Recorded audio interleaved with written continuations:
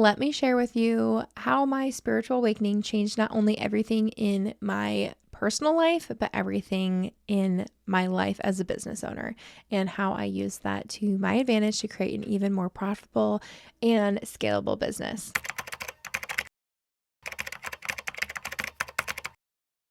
Hey, what's up? It's Britt, and welcome to another episode of the She Can't Quit podcast.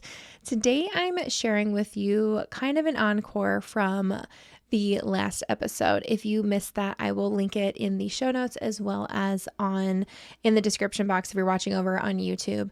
And in that episode, I share everything of kind of what happened, the break of just kind of adjusting to so much life happening behind the scenes, bringing you along with me on this journey. And as it says in the title, kind of the spiritual awakening that I had back in October. So right now this episode is in February of 2024. This what I'm talking about is February 2025. My goodness, I'm still stuck in the year 2024 because I feel like January was so absolutely long. It was about 80 years long in my opinion. And if you had that feeling too, I don't think I've ever experienced a January as long as I did. So I talked to a lot of other people and they had that phenomenon. And I just find it so interesting that so many people had that phenomenon and I've never remembered a January that long before. So we'll probably all look back and understand why in given time. But anyway, today I'm so excited bringing you on an even deeper level of how my spiritual awakening not only has changed kind of my everyday routine life, but also how it has affected my business and how I have adjusted really so much of my business in order to fit with it. And it was one of the best decisions that I could have ever done. It was a decision that, if you had listened to that episode, was something that I was definitely nervous about because, long story short, in October, I had lots of things going up until this point when I think back and reflect about it. But in October, I had met with an unexpected medium and it was not planned. I'd never been to a medium before, and this was just for a girlfriend's birthday, and gotten to the point where pretty much my witchy vibes were picked on right away. And I had so much confirmation come through, not only of what I had sensed on the underside for a really long time, and just, I had always thought, I think that's one of my biggest things, that everyone works like I do. I thought that everybody could see colors when meditating or any kind of meditative state, flow state as if they call it, that everyone could sense energies, or I thought maybe that was just I always call myself an extroverted introvert. My husband says that's not a thing. It is for sure a thing for me, but I think it's because I can go in a room and really sense so many energies. I also need the time to recoup. On top of that, I also have always been a great lie detector in a way. I can pick up on energy so well, and also not in like a deceitful way. I can also see a lot of reasons of why people feel certain things the way they do, whether it's childhood trauma or just their protective mechanism. So it's never in a way of like thinking that people lie or like navigate a situation out of being malicious. And so I also think a lot of this is how, and I'll talk about this in a bit, of how it translated into my business, of how I've always been really great at picking up intuitively on how certain marketing campaigns are, how I can tap even deeper into somebody's audiences and the insights and the way that people think. Buyer psychology, consumer behavior has always been something that I have not only loved because it makes so much sense to my brain and how to put that into campaigns, but also just serve people so much better and connect them with the vision of every brand and really put it in front of the people who just connect with it at a level that is unexplainable. So when I go back and look through all this, I realize that these pieces are what made me so good at what I do, what I continue to love doing, not only that I'm great at, but what I really love doing. And so I kind of went through and mapped out everything. If you see me looking over this way, if you're watching on YouTube, I wrote out all my notes because I always have to do this just so that, you know, my undiagnosed ADHD doesn't derail too much. But it's just, I hope that this is a really power-packed episode for you. Just if you are experiencing any of these things or have been looking at a way to tap more into your intuition and bring it into your business, I hope that this is kind of a grounding episode for you. And I would love if this would, one of the episodes I've been playing with is teaching you how to listen, develop, and grow your intuition and bring it more into your business. If that's an episode that you would love and kind of like a little mini workshop that you would love, let me know down in the comments below or send me a DM over on Instagram and I will start working on that. I truly feel like a business owner's secret weapon and one that is so underutilized and so undervalued is your intuition. And when you can learn to listen to it more clear and in a faster way than going in the roundabout way of questioning yourself, then the results are insane when you actually do tap into that. And honestly, it just feels so much more, it brings so much more joy and so much more fun into your business and your marketing and every single part of that, yet alone your everyday life. So the way that I'm kind of mapping out this episode is I want to tell you first, get into the good stuff, because this is what you've searched for if you found this episode or are really wanting to, is just kind of how it affected my personal life and business life. But I do want to do a little precursor caveat that I truly believe one of the biggest lessons I've learned in the last year, and when I restructured my business the first time, and then kind of this like phase 2 of it, which I find so funny looking back, is that when you are a solopreneur or an entrepreneur and a mom at the same time, you truly do not live in two separate worlds. It is very much so one world. Same with entrepreneurship. Your entrepreneur, I feel like being an entrepreneur is a personality trait. It is not something that you can just turn on and off, because anyone can, I guarantee you, anyone who has any kind of personality trait is also someone who goes, oh my gosh, this would be a great idea to monetize. This would be a great idea to monetize. And I think one of the biggest lessons that we learn as entrepreneurs is that we don't have to monetize everything. We can just do something just to enjoy it. So if you struggle with that, let me know.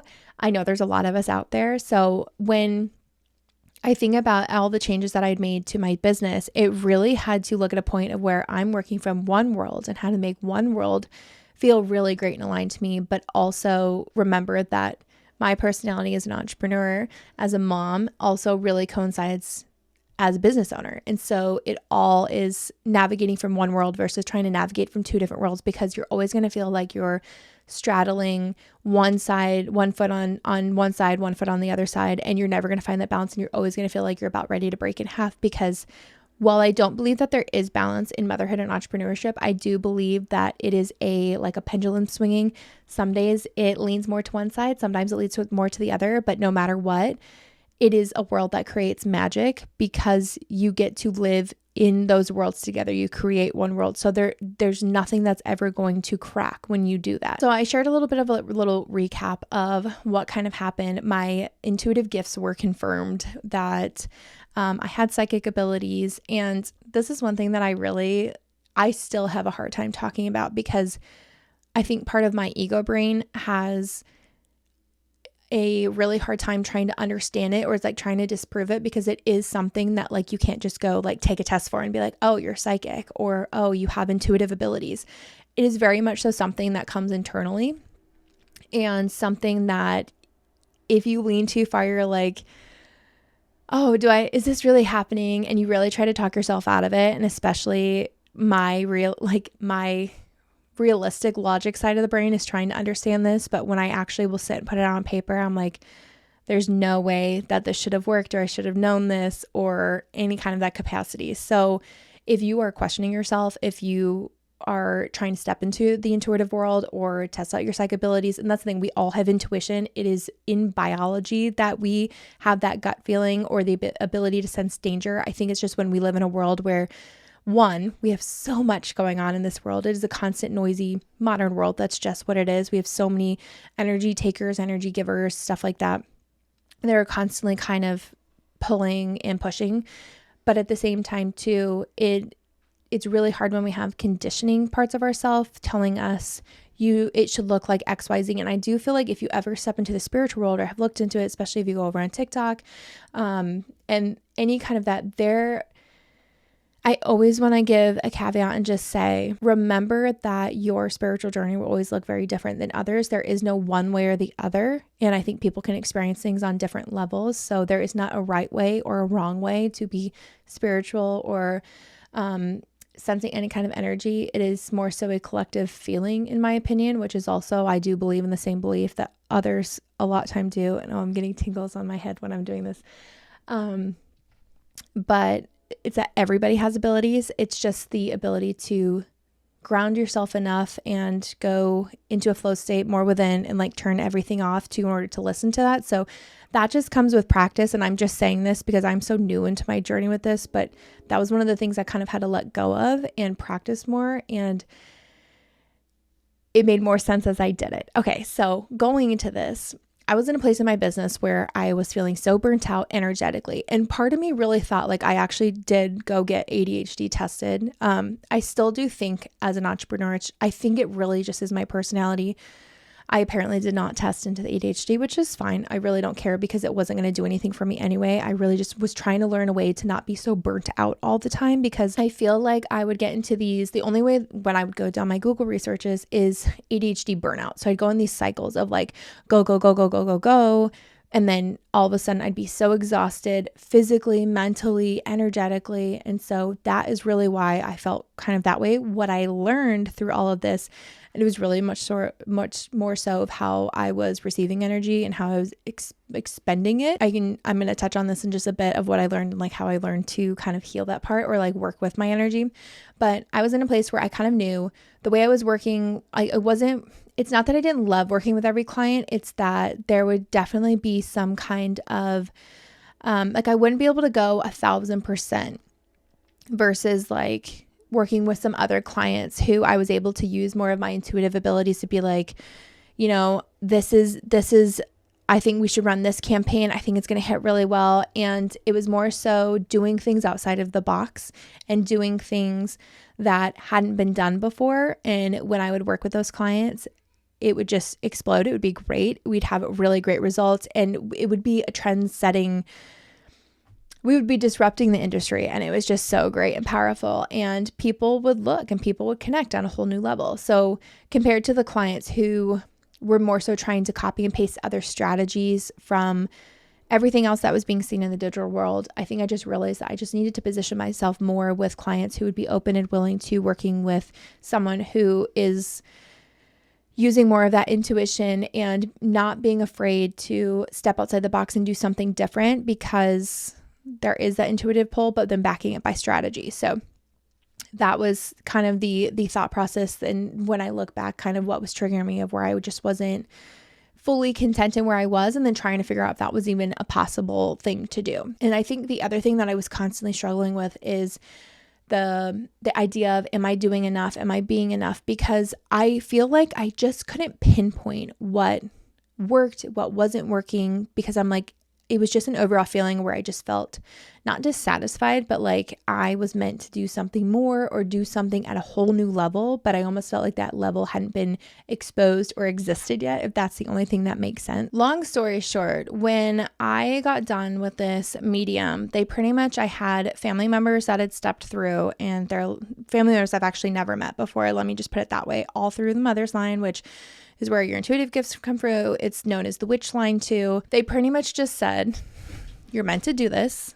You need to either accept, like this is your crossroad where you either accept your gifts and use them or don't and just look away, which I just thought was so interesting because it was stuff that was coming to me beforehand. And I just see it as all as like these building blocks that led to this big like aha moment. One of the big messages that came through not only once, but twice, because I ended up at the same time, unbeknownst to me, like these were not connected whatsoever. It wasn't even a connected conscious stream of thought, but I had started working with a business coach who worked with, she's like a business witch. So like works with marketing and business and witchcraft. And working with her, the same message had come through intuitively because she has those abilities as well and is very talented. And so it was almost like my way of like testing if this was real. And so with the medium, they said, you're not supposed to know. Like my ancestors coming through were like, you're not supposed to know. She's just supposed to go and do it. And like, that's her lesson that she needs to learn with using her gifts. And I'm sitting here thinking, there's no flipping way that they're going to like, I need some kind of guidance. No, looking back now, no, I was the guidance. So like I can tell you it's true, and I'm going to walk you through kind of how to do that too. If you're sitting here and being like, I'm really connected to this, I want to do the same thing. So I'm going to step into some steps you can take in order to do this and like not feel so WTF like I did. So coming to the business coach that I work with, she had come through and she said, wow, your ancestors are really loud. Whoever's sitting there, like they're really loud, but they said she's not supposed to know the plan. She's just supposed to take one step in front of the other.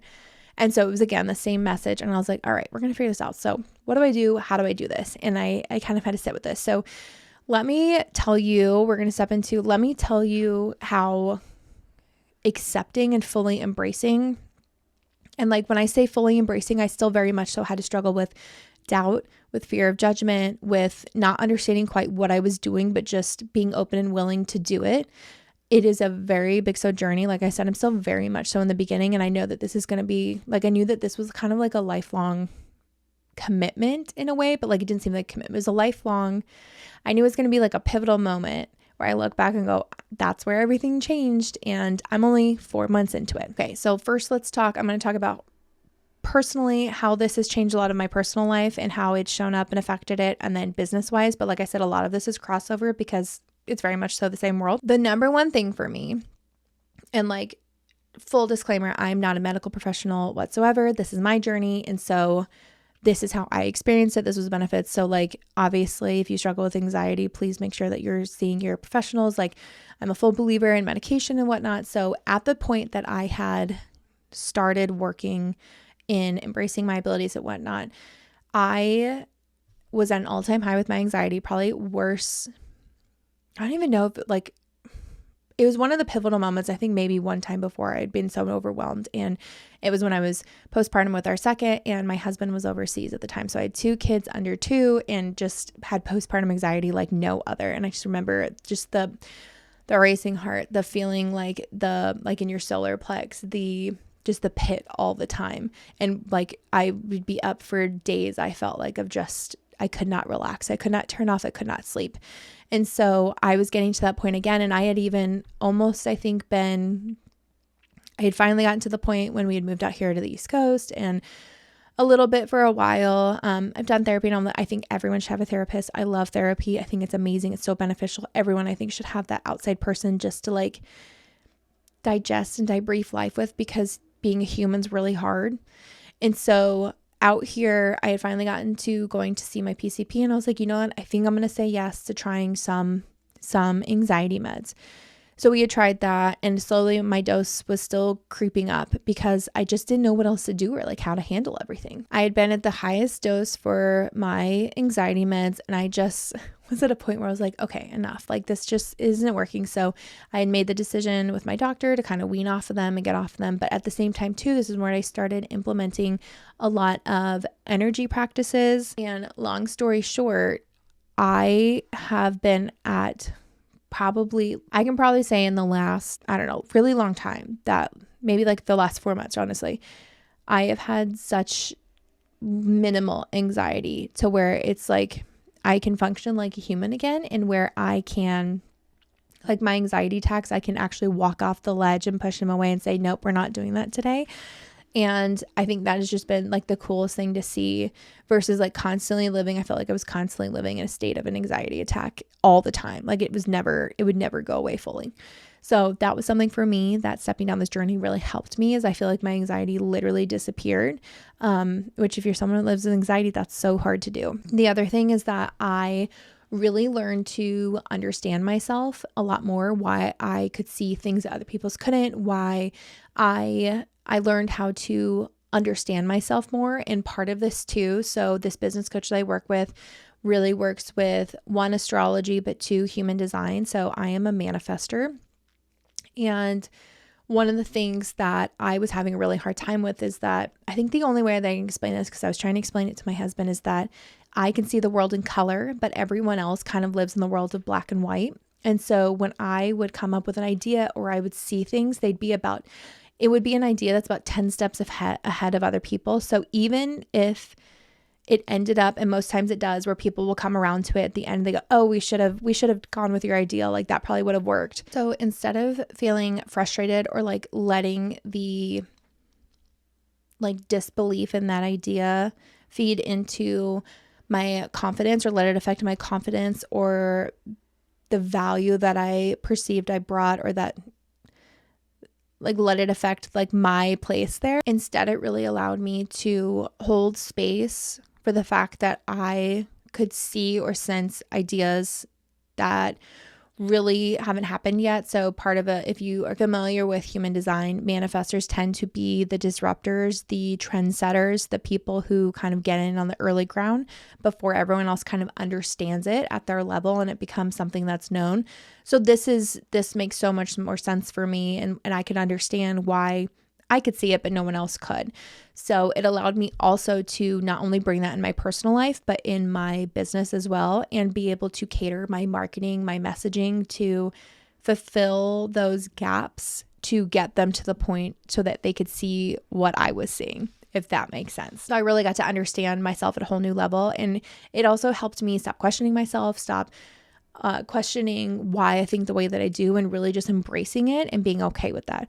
On top of that, manifestor energy is also very different, and that's how I go through. So manifestors go through energy cycles where they're go, go, go, and then they rest, and then they go, go, go, and then they rest. So this is where I found out that maybe it was ADHD burnout, but I recognize it as that's my manifestor energy, and I've learned to work with it when it comes to launches and working with clients and creating new ideas and offers in my brand, and how to also structure those ideas. More specifically, when it came to my business, it was really leaning on my intuition and allowing myself to use that as a tangible tool to assess client relationships, who I wanted to work with, not feeling like I had to take on every client and that it would end up working out even better, even when I would say yes or say no. So really honoring that intuitive nudge of what felt aligned and what felt great. And it also allowed me to position myself and put myself out there for the people who were in it at like from the beginning, because when I work with somebody, I am in 110% from the beginning. I treat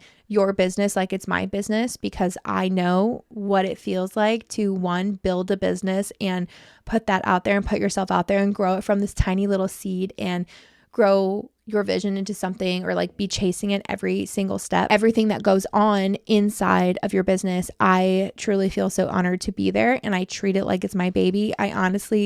I had just posted this on Threads not too long ago, that anybody who I ever would allow into doing anything for social, including like strategies, consulting, or just like actually managing my socials, I would need to literally be at the same level of trusting with my children, because it is that special. And like, if anything goes wrong, it does feel detrimental to myself as like a business owner and a brand, because like I treat my business and the extension of it just the same way as I kind of treat my babies. There's so much, any energy I put in is there with intention and purpose and heart. And so I treat my business and my role as a mother the exact same way. And I truly think that every other business owner should as well. Does that mean we don't change our mind when it comes to businesses and adjust and shift? Absolutely not. We totally do that. But it's the same way that we have different insights of what we thought we were going to be like as parents before we had kids and then after, because it's a very humbling experience. And sometimes we also learn what was important to us then maybe is not so important to us now, and things change. So that's a tangent. We're always going to have tangents here. Okay. The other thing was learning how to infuse strategy and intuition in a way that worked for me, because this was really something I had to feel and test out and like learn. Again, not everyone was going to understand what I was bringing to the table, but that was the reason that I was given the vision to bring it to the table and the gifts that I have and be able to use it this way. So it made it even more exciting. And it really is kind of testing those out. And that's kind of how I had to weave it into my brand. And as I repivoted this and my offers that I bring and how I work with clients. So that was something that I really had to be okay with testing out and understanding that when something didn't work, it wasn't failure. It was just learning what worked and what didn't work for me. So when it came to understanding this change and like bringing in my abilities and my intuition deeper into my business, I first needed to learn how to take one step in front of the other. And so this obviously came through in all the ancestors, my spirit guides, my spirit team, and learning how to, I just needed baby steps. So I figured the easiest thing that I could do was create a daily practice for myself. for me, and like old me would have died at the fact that I was doing this, is something that I've always been told to do, especially for like from my cardiologist. So fun fact, I have 2 heart conditions that I manage just through one I manage through lifestyle, the other one just through checkups. And a lot of it is just trying to keep stress to a good point. And so he always said, "Oh, do you meditate?" And I was like, "No, I don't meditate. I don't have time." My brain would not stay still. And so I have meditated nearly daily. I really try to. The days I don't, or even, and I'm talking 5 minutes of just sitting still and kind of going inward and just tapping into what I'm experiencing. It has created such a difference. I think this was a huge part of helping me with my anxiety, but 2, it also, this is what would start bringing through, helping me tap into a flow state and helping me bring through clearer the messages and the things I needed to bring forth from my intuition and my spirit team, whatever. This is one of the number one ways I do it. So I do keep a journal. I do meditate. I love using incense with it. And then I also at the same time too, will do a lot of, so I do like protective magic with it, I've always cleansed my energy, my spaces, my houses, because my kids have, like I've said, if you've been here long enough, you know that my kids will bring in, we call them spookies in the house. And so we make sure that there's just the energy that we want here, and it's a good energy. And if you have a lot of negative energy that gets brought in somewhere, it's very sticky to undo and get rid of. It sticks to everything. And that's why you kind of just feel those really heavy places. So I've used smudging spray and sage. I've always sage. So that's a big thing for me. But one thing that I brought into my practice was just taking the power of incense and setting the intention. And so that's been a big practice. So I'd also bring in my tarot cards. I'd use those daily and then just really lean into the intuition that would come through it. So that really also taught me, I was already teaching myself a little bit with, I have a really great book, I will link it below, but it is the Kitchen Table Tarot. And it was just understanding the meanings of it. But then when I really accepted and opened my gifts, I had messages that would come through with cards and like tell the story to me. And I really got to a point where I just didn't shut them down. They just came right through, and I'll usually just write them down really quick. And so that is what really allowed me to keep practicing and grounding into this energy, because I think that's the number one thing that I felt was needed. And that's where I was like, I'm just going to intuitively listen to anything that does come through with what I need to do. I just need to do whatever comes through to ground into this energy more, ground into my gifts more. And then that's how I'm going to find the ability to do this. So that is a huge thing. And then also I started working with my energy that felt good and intuitively. So I, instead of doing a daily task, would work on weekly goals, and then every day would say, what do I feel like doing today, or what feels called for me to do? So this also negated anything of feeling like I wasn't doing enough, I wasn't checking things off enough, because I was still completing things throughout the week that worked towards the bigger goal, if that makes sense. So how I planned my week and my daily tasks really, really helped with that. So this is one of the big things that I did as well. And if you're on my Instagram, you may have remembered me sharing about this. So right when this happened, I was like, okay, I'm going to test this out. I had no idea if it was going to work. I also was very afraid of judgment, but I was like, you know what? It's a do it now or do it never kind of thing. So I had this idea of saying, okay, I'm going to learn. I've always been able, I've been tapping into my energy for a long time. I've sensed other energies. And again, it took me like acknowledging what was happening. So I said, you know what, I'm going to do some psychic tarot readings. I know how to use my cards. I've had messages come through with those before. I'm going to see what it's like to tap into somebody's energy on it, like obviously with their permission. So I put it on my stories that I was going to do. I like picked a number. I was like 7 feels good to me. I did 7. I called them psychic tarot downloads. And so, cause I didn't want the pressure of like being on a Zoom call and doing this, I still have not done a live reading, like other than like reading my husband's cards, which is hard too, because I can read his energy a lot of the time. And so I did these where I would write them all in a Google Doc, and just sitting and experience someone else's energy was like the coolest thing in the entire world. I could literally do everything from, I felt when I would be in that flow state and tap into their energy. And then I'd use my team to help me, like my spirit team to help me do it too. I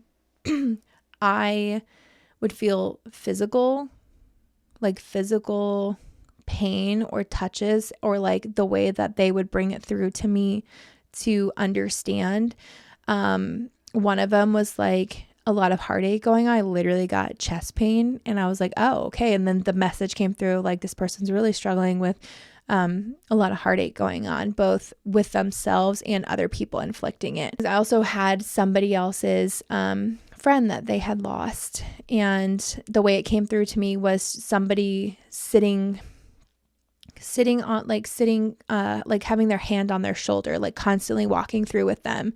And it was around this like around a lake. And it was funny because the oracle card that I had pulled with it to give kind of a direction to the reading was like a companion card, and it had a little like raven that sat on this woman's shoulder. So it was just so interesting to see that way connected. And like 1,000% I sat here and was like, is this real life? Like, I don't know, is this real or am I making this up? But when I just had to keep reminding and like setting myself back to the goal of being like, you're being called to do this. These are the gifts that have been given you. You're going to go and honor this through, because otherwise you're never going to know. And so when I would deliver these downloads, it was just a Google document, I got such great feedback, and people said, oh my God, you're 1,000% spot on. I don't even know how you would know that. This is 1,000% what's going on. And so it not only, I like, maybe it's not the validation I needed. It made me feel like I could serve people in a whole new way, but it just like really brought through another level of joy that I hadn't experienced in my business, or like just consistently. So it was just really cool to figure out how to put those two together. That's been the journey since. That kind of leads me to going into this next little part in sharing with you how I took everything of what had happened. So I do offer intuitive business tarot reading. So if you ever want one of those, they're not live, but they are just like I do it. I learned I work really well through that, working and tapping into your energy on the background and then writing it all out of what comes through. So if that is something, I have a specific way that I read the cards when it comes to your business, specifically with that. If you want that, I can leave the link below so that you can take a peek at it and see if that's something you want to do. But this is how I took everything that I kind of learned and grounded myself into that energy. And like I said, I'm still learning, I'm still exploring, but this is how I created and took those changes and then put them into this new restructure, repivot of a brand in my business. But one of the things that I really needed to make sure was that how I was stepping into this and rebranding this part of my business is making sure that it felt really aligned with me. Because one thing I did notice is that when I tapped into more of my intuitive gifts, spiritual, psychic gifts, it is draining when I'm not balancing that with the energy giving. And so I needed to really make sure that I was clear on the end goal, the end vision of all this, and how I wanted to really see this through. So I had a bigger picture of what I was working towards. So one of the things that did come through for me is, as I worked through, and like maybe this is more of a creative thing, I needed to write it out, is I came up with the definition of the word enchanted CEO kept coming through to me. A little bit of magic, a little bit of strategy, a little bit of like literally living in the enchanted world. I will just read out to you because this is part of the brand that I had started building out. So an enchanted CEO is an entrepreneur who embodies the harmony of intuition, strategy, and purpose-driven leadership. Someone who isn't just building a business, they're weaving magic into every decision, creating a brand that feels deeply aligned with their soul purpose. One whose defining characteristics is their ability to balance strategic, result-driven action with intuitive, heart-led wisdom. They trust their inner guidance while honoring practical tools and frameworks to build a business that feels like home to both themselves and their clients. Someone who is a very visionary leader, blending creativity, intuition, and enchantment to craft a business in life that supports their personal growth, other roles, and personal inner magic. Their success doesn't come at the cost of their value. It flows because of them. An Enchanted CEO leads with authenticity, builds community, and cultivates an ecosystem where their business thrives and life feels abundant, fulfilling, and aligned. So this is literally, I wrote out the definition of kind of not only how I wanted to live my life and what I want it to look like, but how I wanted to help others implement it as well.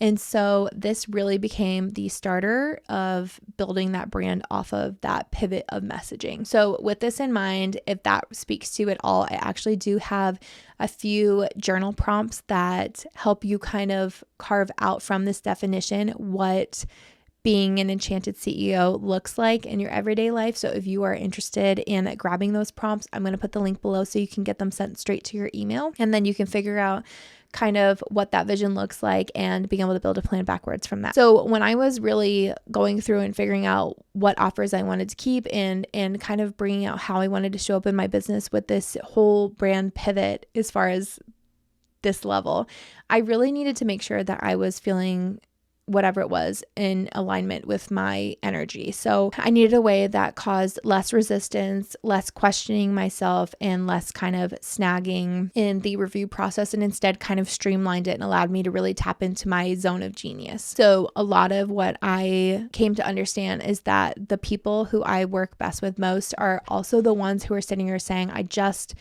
want to do things a little bit differently because I have this idea of what I want to do. I just haven't seen it done before. They just need the roadmap of how to get there. And so that has become my prime client who I learned that I'm able to utilize my gifts best with, as well as a lot of my clients will say, I tried this, but it just doesn't feel right. And then they need someone to peel back the layers and really figure out what's working, what's not working. So getting really specific with who I wanted to work with and what I wanted that working relationship to look like was key to the beginning build of this kind of rebrand. The next thing was figuring out my offers and how I wanted to look like. And this took a little bit of just kind of getting rid of the shoulds and what I thought I should be doing. So before I was doing a lot of done for you work. I have a background in social media management, doing social media strategy and implementing that. And instead I realized, and this was a long battle with my ego of letting go of it, is learning that I was okay and my energy was being more pulled towards consulting versus the done for you services. That doesn't mean that I'm ever going to not do a done for you project, because I truly love getting down in the nitty gritty details with my clients and with teams. But my prime spot, my zone of genius, is directing and seeing the overall high picture and then bringing it down through strategy and then being able to help teams implement that, give feedback, and really create at a whole new level just through guiding and consulting. And a lot of it too, I realized, was coming back to who my client was as well, because that's how I could serve the best. Is a lot of this was coming from needing to help them intuitively pull through what was inside that needed to come through into the content, the strategy, the business offer idea, and helping them do that, because it's not something, it's something that I could help them with, that it was something that they had to energetically pull out themselves and then us align it and create it to a strategic offer and content plan, if that makes sense. So it was a huge thing. So for me personally, I had to go back through and kind of understand how I wanted to create these offers,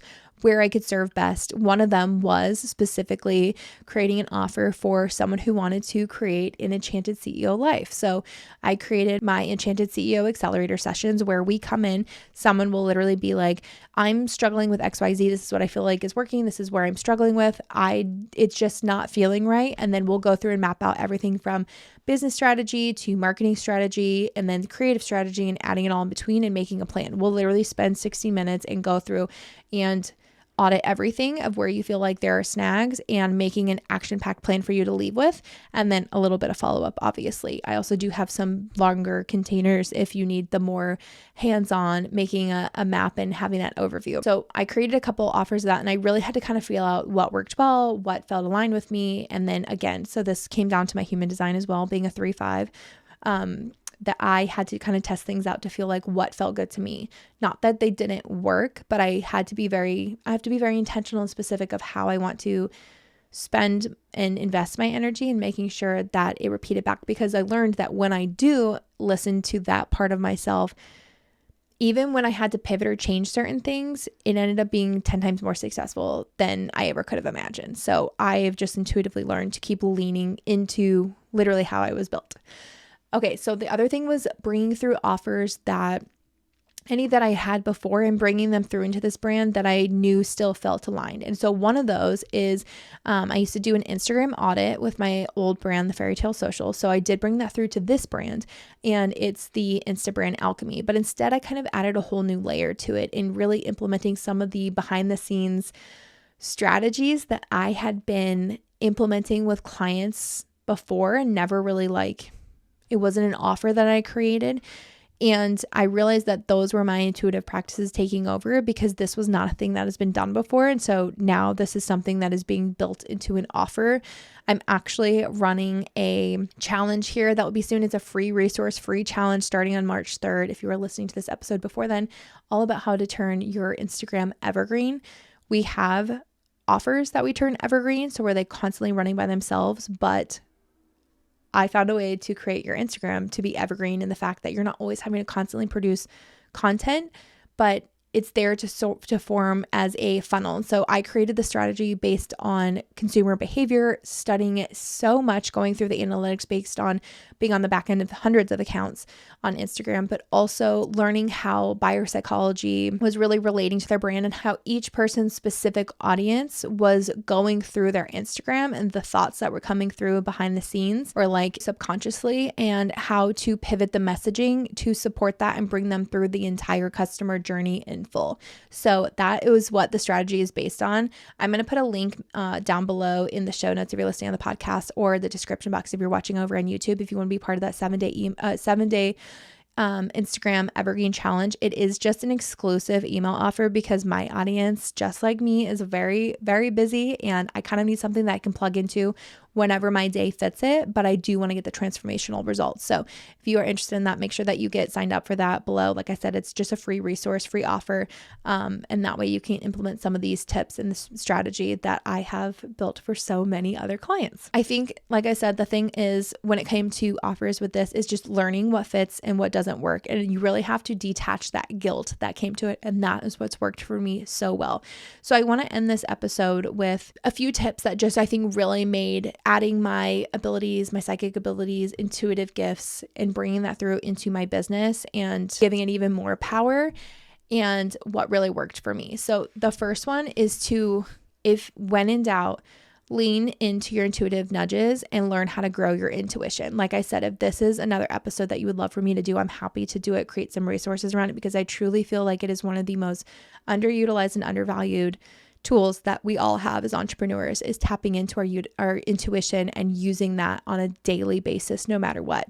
So really tapping into that and understanding that your intuition, you probably are already experienced it too. It's the thoughts that come through and you don't know actually where those thoughts came from. And they're so powerful when you do use them and listen to them, because they play out in your favor every single time. The second one, and this may seem really simple, but it's really hard when you're going through this journey, is to say screw it to the judgment, because you're going to get judged no matter what, every single day. No matter what you do, whether it's something that someone literally said you should do, they're still going to judge you. Everyone's going to judge you, and everyone's going to have an opinion in you. The thing is, it's your life and you don't owe anything to anybody. It's too short, and you're not living your life for anybody else. You're living your life for you. And so the only opinion that honestly matters is your own.